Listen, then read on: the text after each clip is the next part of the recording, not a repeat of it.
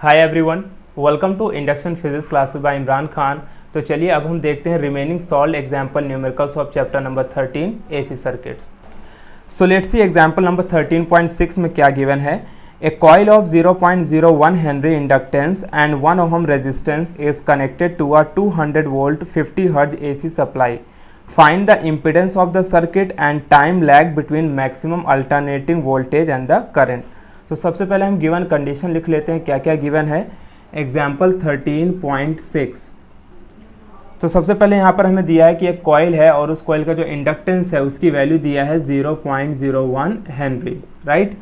और आगे क्या बोला है, and 1 ohm resistance is connected to 200 volt 50 hertz AC supply. तो हमें यहाँ पर रेजिस्टेंस की वैल्यू दिया है 1 ओहम और ERMS की वैल्यू कितनी दिया है यहाँ पर 200 वोल्ट एंड फ्रीक्वेंसी हमें गिवन है 50 हर्ट्ज। ये सारी वैल्यूज हमारे पास क्या है, गिवन है। और हमसे पूछा क्या है, find the impedance of the circuit. हमें इम्पिडेंस यानी कि Z निकालना है और हमें क्या फाइंड आउट करना है, time lag between maximum alternating voltage and the current. तो मैक्सिमम अल्टरनेटिंग वोल्टेज और करंट के बीच में क्या टाइम लैग होगा, यानी कौन आगे चलेगा कौन पीछे चलेगा और कितने टाइम का उसमें डिफरेंस होगा, यानी हमें यहाँ पर टाइम लैग T को कैलकुलेट करना है। तो सबसे पहले हम क्या करेंगे कि इम्पिडेंस फाइंड आउट कर लेते हैं और उसके बाद फिर हम टाइम लैग को ढूंढेंगे, ठीक है। तो देखो इम्पिडेंस फाइंड आउट करने के लिए हमारे पास फॉर्मूला क्या है। तो इम्पिडेंस का हमारे पास फॉर्मूला है Z is equal to root of XL minus XC का whole square plus R square, right. अब यहाँ पर देखो, सिंस यहाँ पर हमें कैपेसिटर तो दिया नहीं है, तो अगर हमें कैपेसिटर नहीं दिया है तो देयरफॉर हम क्या लिखेंगे, Z is equal to root of XL square plus R square. क्योंकि अगर हमें कैपेसिटर की वैल्यू दी हुई होती तो फिर हम ये वाला फॉर्मूला अप्लाई करते, लेकिन सिंस ये वाली वैल्यू नहीं दी है तो इसको हम यहाँ से हटा देंगे। तो हमारा फॉर्मूला क्या बनेगा, XL square plus R square. अब देखो गिवन कंडीशन जो है हमारे पास, उसमें हमें XL की वैल्यू गिवन नहीं है। तो सबसे पहले हम XL की वैल्यू निकाल लेते हैं। जैसे हमें XL की वैल्यू मिलेगी तो उसको इस इक्वेशन में पुटअप करके इम्पिडेंस को हम निकाल सकते हैं।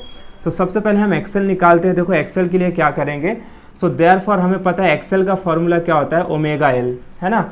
और ओमेगा को हम क्या लिख सकते हैं, 2 पाई f into L। So therefore 2 पाई की वैल्यू क्या है 3.142। फ्रीक्वेंसी यहाँ पर कितनी गिवन है, तो फ्रीक्वेंसी है यहाँ पर 50 हर्ट्ज और L की वैल्यू कितनी है 0.01।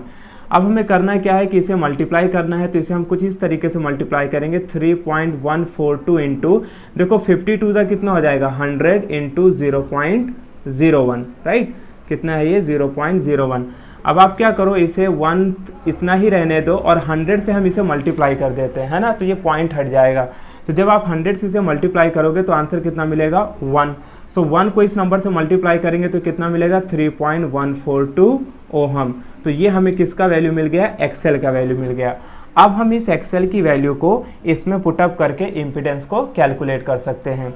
तो चलो रखते हैं। So therefore impedance Z is equal to, क्या फॉर्मूला है, रूट ऑफ XL का स्क्वायर। XL का स्क्वायर मतलब 3.142 का होल स्क्वायर प्लस R का square. So therefore Z is equal to, इसे हम क्या लिख सकते हैं, देखो ये नथिंग बट पाई स्क्वायर की वैल्यू है, ठीक है। और पाई स्क्वायर की वैल्यू कितनी होती है 9.85 या 9.86 आप ले सकते हो। तो मैं इसकी वैल्यू रख देता हूँ 9.86 प्लस 1। ये 1 का स्क्वायर मतलब 1 ही होने वाला है। So therefore Z is equal to, इसको हम ऐड करेंगे तो कितना हो जाएगा 10.86। अब आपको करना क्या है कि लॉग टेबल बुक का यूज़ करना है, वहाँ पर स्क्वायर रूट वाले कॉलम में जाना है और वहाँ पर देखना है कि स्क्वायर रूट यानी 10 में 86 में क्या वैल्यू गिवन है। तो जब आप स्क्वायर रूट देखोगे तो वहाँ पर आपको जो फाइनल वैल्यू मिलेगी that will be equal to 3.295 और इसका यूनिट क्या हो जाएगा, ओहम।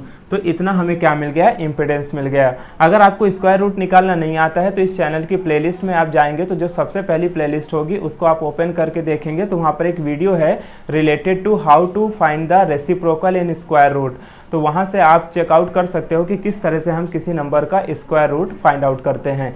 तो आपको जस्ट करना क्या है कि रूट ऑफ 10.86 का आपको स्क्वायर रूट ले लेना है। इसकी वैल्यू क्या मिल जाएगी 3.295। तो हमने इम्पिडेंस निकाल लिया। अब हमें क्या निकालना है, टाइम लैग, ठीक है। अब टाइम लैग निकालने के लिए फॉर्मूला क्या है, देखो हम टाइम लैग कैसे निकालेंगे। तो हमारे पास एक फॉर्मूला है, क्या फॉर्मूला होता है, omega is equal to theta by T, right. ये फॉर्मूला है omega is equal to theta by T. तो यहाँ पर थीटा क्या रिप्रेजेंट करता है, एंगल, और यहाँ पर एंगल कौन सा है, फेज एंगल, तो मैं इसे क्या लिख सकता हूँ, phi by T. So therefore मुझे निकालना क्या है, टाइम लैग, तो टी इज इक्वल टू क्या आ जाएगा, फाई अपॉन ओमेगा। अब देखो हमारे पास ओमेगा की वैल्यू तो गिवन है, क्योंकि हम ओमेगा को क्या लिख सकते हैं, 2πf लिख सकते हैं, लेकिन फाई की वैल्यू गिवन नहीं है। तो सबसे पहले हमें क्या ढूंढना होगा, फाई। फाई क्या यहाँ पर रिप्रेजेंट कर रहा है, फेज एंगल। तो फाई के लिए हम यूज़ करेंगे formula tan phi is equal to XL minus XC upon R. अब देखो यहाँ पर एक्सी तो है नहीं, तो सीधा मैं क्या इसे लिख सकता हूँ, एक्सएल अपॉन आर। तो देयरफॉर एक्सएल की वैल्यू कितनी है मेरे पास, तो एक्सएल की वैल्यू मुझे मिली है 3.142 और आर की वैल्यू कितनी गिवन है, 1। सो देयरफॉर tan फाई की वैल्यू कितनी मिली, tan phi is equal to 3.142। So therefore phi is equal to ये क्या हो जाएगा, tan इनवर्स 3.142। अब आपको करना क्या है कि लॉग टेबल बुक में नेचुरल टेंजेंट वाले पेज पे जाना है और वहाँ पर ये चेक करना है कि 3.142 किस डिग्री पे वैल्यू लाई कर रही है। तो वहाँ पर जब आप जाओगे और चेक करोगे तो वहाँ पर ये ढूंढना है कि ये वैल्यू या इसके क्लोजेस्ट वैल्यू कितने डिग्री पे आपको मिलेगी। देयरफॉर फाई का जो आपको आंसर मिलेगा दैट इज 72.24 डिग्री। ठीक है, इसके लिए आपको करना क्या है कि लॉग टेबल बुक में जाना है और वहाँ पर देखना है कि नेचुरल टेंजेंट से रिलेटेड जो पेज होगा उसमें 3.142 वैल्यू किस डिग्री पे लाई करती है। तो जब आप उसे चेक करोगे तो वो 72.24 डिग्री में क्लोजेस्ट वैल्यू मिलेगी। एग्जैक्ट वैल्यू तो नहीं मिलेगी, लेकिन इसके क्लोजेस्ट वैल्यू या नियर बाई वैल्यू मिलेगी। अगर आप इसको बुक के आंसर से मैच करोगे तो लिटिल बिट डिग्री में, पॉइंट डिग्री में डिफरेंस आ सकता है, because that is according to the calculation यानी कैलकुलेटर, एंड जो हम यहाँ पर कर रहे हैं that is according to the log table book, जिसके वजह से पॉइंट में डिफरेंस आ सकता है, लेकिन उससे कोई आंसर में फर्क नहीं पड़ेगा। तो ये हमें क्या मिल गया, फाई का value in terms of degree, लेकिन हमें इसका वैल्यू किस में चाहिए, इन टर्म्स ऑफ रेडियन। तो डिग्री से रेडियन में कन्वर्ट करने के लिए हम क्या करेंगे, पाई बाई 180 से इस वैल्यू को मल्टीप्लाई कर लेंगे, तो फिर हमारा जो आंसर आएगा वो किस में आ जाएगा, रेडियन में आ जाएगा। So therefore t is equal to phi. Phi की वैल्यू कितनी है, 72.24 डिग्री, और इसे हमें किस में कन्वर्ट करना है, रेडियन में, तो multiply with pi by 180 upon वहाँ पर फॉर्मूले में क्या है, ओमेगा। ओमेगा को हम क्या लिख सकते हैं, 2πf। सो देयरफॉर ये क्या हो जाएगा, t इज इक्वल टू 72.24। अब ये डिग्री आप हटा सकते हो क्योंकि हम इसे ऑलरेडी रेडियन में कन्वर्ट कर रहे हैं, इनटू पाई। पाई को यहाँ पे हम पाई ऐसे ही रखते हैं, अपॉन देखो क्या होगा, ये थर्ड टर्म है, ये सेकंड टर्म है, तो it will go with this, तो ये कितना हो जाएगा, 2πf की वैल्यू कितनी है, 50, और ये कितना हो जाएगा, 180। यहाँ से पाई आसानी से क्या हो रहा है, देखो कैंसिल हो रहा है। सो देयरफॉर हम क्या लिख सकते हैं, t इज इक्वल टू 72.24, और 50 इंटू 2 करूँगा तो 100 हो जाएगा, तो ये हो जाएगा 18, राइट, कितना हो जाएगा, 18 0 इंटू 100। तो इसे हम क्या लिख सकते हैं, therefore t is equal to 72.24 upon, इसे मैं ऐसा लिख सकता हूँ, आई कैन राइट 18 इंटू 10 की पावर 3, है ना। अब यहाँ पर क्या होगा, therefore t is equal to, इसे हम यहाँ से कट कर सकते हैं, तो कट करने के लिए हम क्या यूज़ करेंगे, एक फॉर्मूला यूज़ कर सकते हैं, देयरफॉर 72.24 अपॉन 18, और ये पावर को मैं ऊपर लाता हूँ तो कितना हो जाएगा, -3। So the final answer you get is क्या होगा, देखो 18 से आप 72 को डिवाइड कर सकते हो, हमें पता है 18 4 से कितना होता है, 72, तो ये जो आंसर आएगा आपका वो समथिंग आएगा 4.1, है ना, इंटू 10 की पावर क्या है, -3। तो 10 की पावर -3 का मतलब क्या है कि ये शिफ्ट होगा उधर, तो आंसर कितना हो जाएगा, 0.004 second. This is the answer. तो ये वैल्यू इतनी छोटी हो गई है कि आपको सेकेंड डेसिमल लेने की कोई ज़रूरत नहीं है, तो आपको आंसर कितना मिला, 0.04 सेकेंड। यानी हम ये बोल सकते हैं कि जो वोल्टेज और करंट के बीच में, मैक्सिमम वोल्टेज और करंट के बीच में जो फेज एंगल का डिफरेंस है वो कितना है, 72.24 डिग्री, और जो टाइम लैग है वो कितना है, 0.004 सेकेंड। अब हम देखते हैं एग्जाम्पल नंबर 13.7 में क्या गिवन है। A 100 ohm resistor is connected to a 220 volt 50 hertz AC supply, और हमसे पूछा क्या है, what is the RMS value of the current, और सेकंड में क्या पूछा है, what is the net power consumed over a full cycle. तो सबसे पहले हम गिवन कंडीशन लिखते हैं, क्वेश्चन नंबर 13.7। क्या क्या कंडीशन है कि यहाँ पर एक रजिस्टर है जिसकी वैल्यू दिया है 100 ओहम, और यहाँ पर हमें ERMS की भी वैल्यू दिया है 220 वोल्ट, और फ्रीक्वेंसी की वैल्यू कितनी दिया है, 50 हर्ट्ज, और हमसे उसने पूछा क्या है, find the IRMS value of the current, और हमें क्या निकालना है, और हमें निकालना है what is the net power consume, तो power consume during a full cycle, यानी हमें P एवरेज निकालना है ओवर अ फुल साइकिल। ठीक है, तो ये हमारे पास गिवन कंडीशन है, हमें IRMS निकालना है और पावर कंज्यूम निकालना है। तो देखो सबसे पहले हम क्या करेंगे, IRMS निकालेंगे। अब IRMS निकालने का फॉर्मूला क्या है, बहुत सिंपल है, IRMS is nothing but ERMS upon R। तो इस फॉर्मूले की वैल्यू हमारे पास दोनों गिवन है, यहाँ पर ERMS कितना है 220 और R की वैल्यू कितना गिवन है 100, तो इससे आपको आंसर कितना मिल जाएगा 2.2 एम्पियर। तो ये अपने को क्या मिल गया, IRMS की वैल्यू कितनी मिली 2.2 एम्पियर। और हमें अब क्या निकालना है, पावर कंज्यूम। तो पावर कंज्यूम्ड का क्या फॉर्मूला होता है, तो पावर का हमें पता है कि P क्या होता है, V इंटू आई, है ना, एक फॉर्मूला हमने पढ़ा है कि power is equal to V into I. तो अब यहाँ पर देखो V का मतलब यहाँ पर क्या है, पोटेंशियल डिफरेंस, और इसमें चैप्टर में पोटेंशियल डिफरेंस का काम कौन कर रहा है, EMF। तो यहाँ पर अपन क्या लिखेंगे ERMS, और ये करंट क्या हो जाएगा IRMS। So therefore P average is equal to ERMS की वैल्यू कितनी है 220 और IRMS की वैल्यू कितनी मिली अपने को 2.2। सो देयरफॉर इसे हम क्या करेंगे मल्टीप्लाई, तो ये हो जाएगा 22 into 22 which is equal to 484 watt. तो इस तरीके से हमने IRMS वैल्यू निकाल लिया और पावर कंज्यूम निकाल लिया। ठीक है, IRMS वैल्यू कितनी मिली 2.2 ampere and the power consumed is 484 watt. Now let's see example number 13.8 में क्या गिवन है, a sinusoidal voltage of peak value 283 volt and frequency of 50 hertz is applied to a series LCR circuit in which R की value हमें यहाँ पर given है 3 ohm, L की value दिया है 25.48 मिली हेनरी और कैपेसिटर की वैल्यू यहाँ पर दिया है 796 माइक्रोफेराड।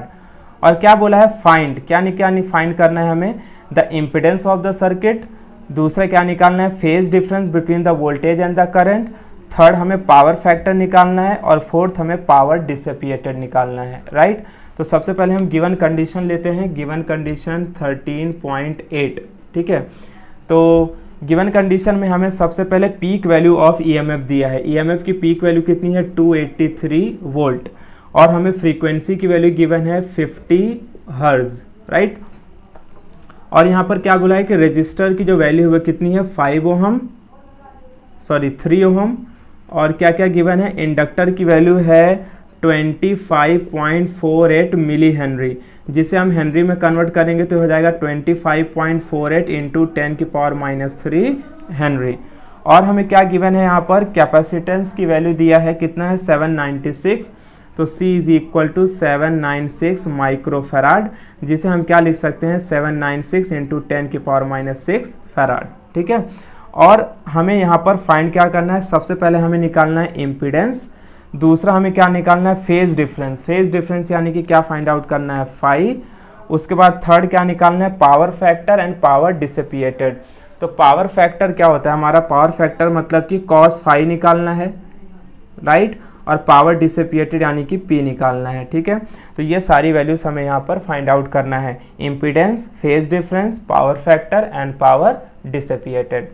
सो देयरफॉर देखो अगर हमें इम्पीडेंस को कैलकुलेट करना है तो इम्पीडेंस का फॉर्मूला क्या है, Z is equal to root of XL minus XC the whole square plus R square. अब यहाँ पर देखो ना तो हमें डायरेक्टली XL की वैल्यू दिया है ना तो हमें XC की वैल्यू दिया है, तो सबसे पहले हमें क्या करना होगा कि XL और XC की वैल्यू निकालना होगा और उसके बाद हम इस इक्वेशन में पुटअप कर देंगे तो हमें Z की वैल्यू मिल जाएगी। सो देयरफॉर हमें पता है XL क्या होता है, XL is nothing but omega L, और ओमेगा यहाँ पर क्या लिख सकते हैं 25L। तो अब यहाँ पर क्या हो जाएगा 2 इंटू 3.142 इंटू पाई की वैल्यू तो हमने रख दी, फ्रीक्वेंसी कितना गिवन है 50 और जो इंडक्टर है उसकी वैल्यू कितनी है 25.48 इंटू 10⁻⁻3। तो ये सारी वैल्यूज़ को अब आपको करना है कैलकुलेट। तो ध्यान से देखो हम कैसे कैलकुलेट करेंगे। सबसे पहले मैं इसे लिखता हूँ 3.142 इंटू 52 कितना होगा 100 इंटू 25.48 इंटू 10⁻⁻3। सो देयरफॉर इसे क्या लिख सकते हैं 3.142 इंटू, अगर 100 से आप इसे मल्टीप्लाई करोगे तो ये कितना बन जाएगा 2548, यानी यहाँ पर पॉइंट शिफ्ट हो जाएंगे और यहाँ पर पावर कितना बचेगा 10 की पावर -3।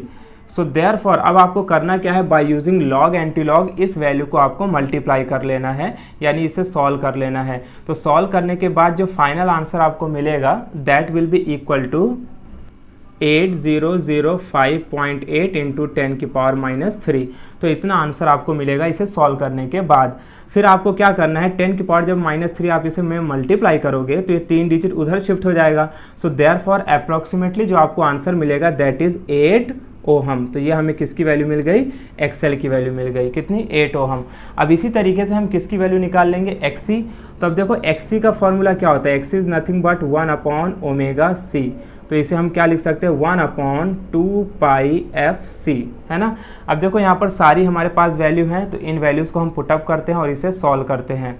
सो देयरफॉर ये क्या हो जाएगा, therefore XC is equal to 1/ और 2 की 2 ऐसे रखेंगे, पाई की वैल्यू 3.142 इंटू एफ की वैल्यू है 50 और कैपेसिटेंस की जो वैल्यू है वो कितनी है 796 इंटू 10 की पावर -6। तो ये सारी वैल्यूज़ को हमने पुटअप कर दिया।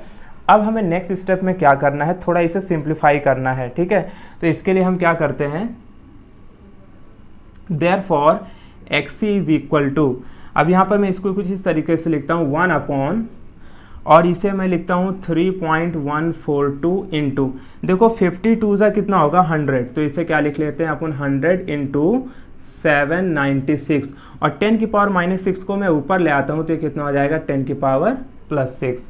सो therefore XC is equal to क्या होगा 1 इंटू 10 की पावर 6 अपॉन, अब आप क्या करो इस वैल्यू को इसके साथ मल्टीप्लाई कर दो तो ये हो जाएगा 314.2 इंटू 796। अब आपको करना क्या है कि यहाँ पर by using log anti log इसे पूरी तरीके से आपको सॉल्व करना है। तो अब इसके सॉल्व करने के 2 तरीके हैं। सबसे पहले आप ये करो कि इन दोनों वैल्यू को मल्टीप्लाई कर लो, क्योंकि 3 डिजिट का आप मल्टीप्लिकेशन आसानी से कर सकते हो। 314.2 मल्टीप्लाइड बाई 276, आप इस तरह से इसे मल्टीप्लाई करके पहले तो इसका आंसर लिख लो। तो आपको जो इसका आंसर मिलेगा that will be equal to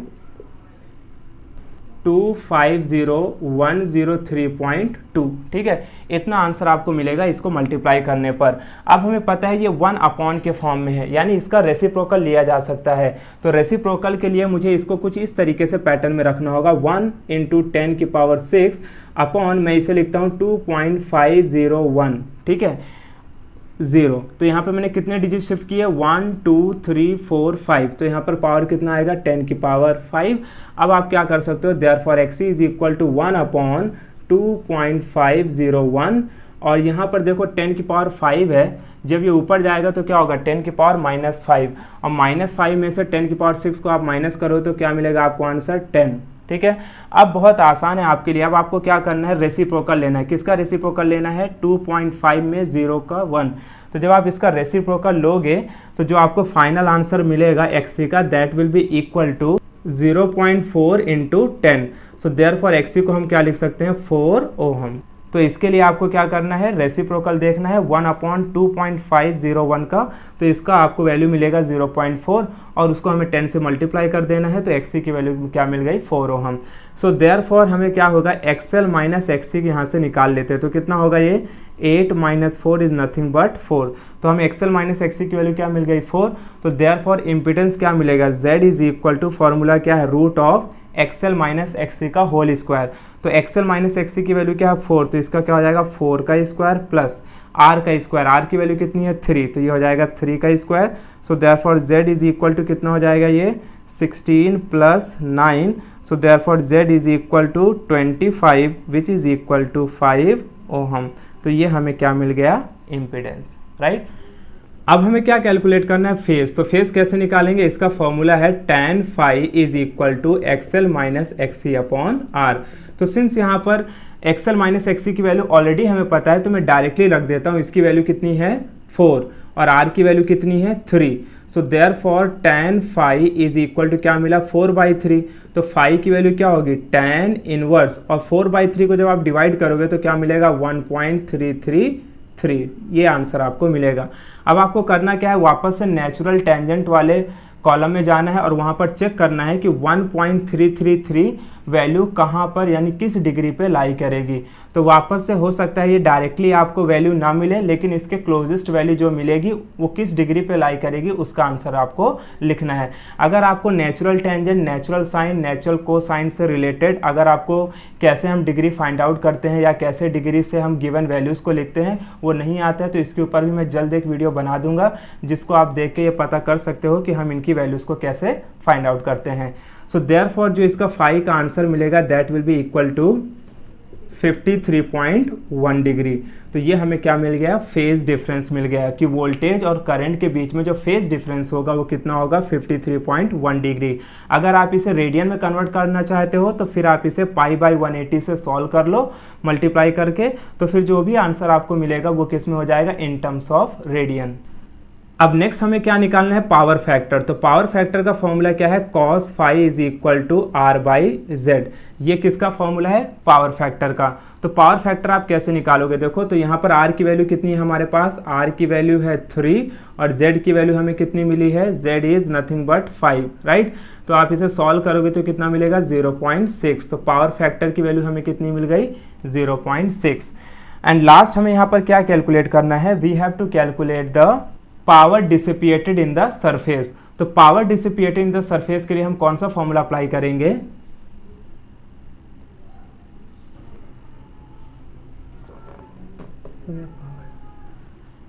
so therefore अब हम निकालते हैं पावर डिसिपिएटेड कितना है। तो पावर डिसिपिएटेड का फॉर्मूला होता है ERMS into IRMS into cos phi, ठीक है। इस फॉर्मूले के हेल्प से आप ये निकाल सकते हो कितना पावर डिसिपिएट हो रहा है। अब यहाँ पर जो हमारे पास गिवन कंडीशन है उस कंडीशन के हिसाब से हमें डायरेक्टली ना तो ERMS की वैल्यू गिवन है ना तो IRMS की वैल्यू गिवन है। देयरफॉर ये क्या हो जाएगा, ERMS को हम क्या लिख सकते हैं, E0 अपॉन √2 और इसे क्या लिख सकते हैं, E0 अपॉन √2 इंटू R और कॉस फाई की वैल्यू हमें पता है क्या है, 0.6। तो आपको करना क्या है कि इनकी वैल्यूज़ को पुटअप करना है। तो E0 की वैल्यू कितनी है, 283 इंटू 283 अपॉन या इंटू 0.6 कर लो पहले आप और डिवाइडेड बाई √2 इंटू √2 करेंगे तो क्या मिलेगा, 2 और इंटू R की वैल्यू हमारे पास ऑलरेडी गिवन है कितनी है, 3। तो इसे आप लिख लो 3। सो देयरफॉर ये क्या हो जाएगा, 283 इंटू 283 इंटू 0.6 अपॉन 6। तो यहाँ से हम इसे कैंसिल करेंगे तो क्या हो जाएगा, 0.1। अब आपको करना क्या है कि 283 इंटू 28.3 इन दोनों वैल्यूज़ को आपको क्या करना है, मल्टीप्लाई करना है। तो मल्टीप्लाई करने के बाद जो आपको फाइनल आंसर मिलेगा वो आपको कितना मिलेगा, 8008.9 वॉट। तो ये मिल गया आपको पावर डिसिपिएटेड, ठीक है। तो इस तरीके से हमने यहाँ पर सारी चीज़ फाइंड आउट कर ली। पहले हमने इम्पीडेंस निकाल लिया, इम्पीडेंस के लिए फॉर्मूला क्या यूज़ किया, √XL² प्लस R²। और फिर हमें क्या निकालना था, फेज डिफरेंस की वोल्टेज और करंट के बीच में क्या फेज डिफरेंस है। तो इसकी वैल्यू हमें क्या मिली, 53.1 डिग्री। देन हमें क्या निकालना था, पावर फैक्टर। तो पावर फैक्टर का formula is nothing but cos phi और cos phi is equal to R by Z. तो इससे हमें पावर फैक्टर की वैल्यू क्या मिली, 0.6। एंड लास्ट हमें क्या फाइंड करना था, पावर डिसिपिएटेड। तो पावर डिसिपिएटेड का फॉर्मूला क्या है, power average is equal to ERMS into IRMS into cos phi. अब ERMS की वैल्यू हमें गिवन नहीं थी तो हमें पता है कि जो ERMS है वो कितना होता है, E0 अपॉन √2। तो हमने यहाँ पर लिख दिया E0 अपॉन √2 और हमें पता है जो IRMS है उसे हम क्या लिख सकते हैं, E0 अपॉन √2 इंटू R और cos फाई की तो वैल्यू हमें पता है 0.6। बस आपको वैल्यूज़ को पुटअप करना है और पुटअप करके इसे सॉल्व कर लेना है। तो फाइनल आंसर जो आपको मिला दैट इज़ 8008.9 वॉट, ठीक है। अगर आपको यहाँ पर IRMS नहीं समझा है कि इसकी वैल्यू E0 अपॉन √2R कैसे आई है तो उसे भी मैं समझा देता हूँ। देखो ये कैसा आया है, हमें पता है जो IRMS है इसकी वैल्यू क्या होती है, IRMS is nothing but ERMS upon R, ठीक है। अब ERMS की वैल्यू क्या बनेगी, ERMS is nothing but 1 upon √2 into E0, है ना। तो हमने क्या किया है यहाँ पर फॉर्मूला क्या था, ERMS। तो ERMS की जगह पे क्या रखा, E0 अपॉन √2 और अपॉन R, तो अपॉन R रख दिया। इस तरीके से हमें IRMS की वैल्यू क्या मिल गई, E0 अपॉन √2 R। तो इस तरीके से हमने सॉल्व एग्जाम्पल न्यूमेरिकल्स के जितने भी यहाँ पर एग्जाम्पल गिवन थे उन सारे न्यूमेरिकल्स को यहाँ पर कवर अप कर लिया है।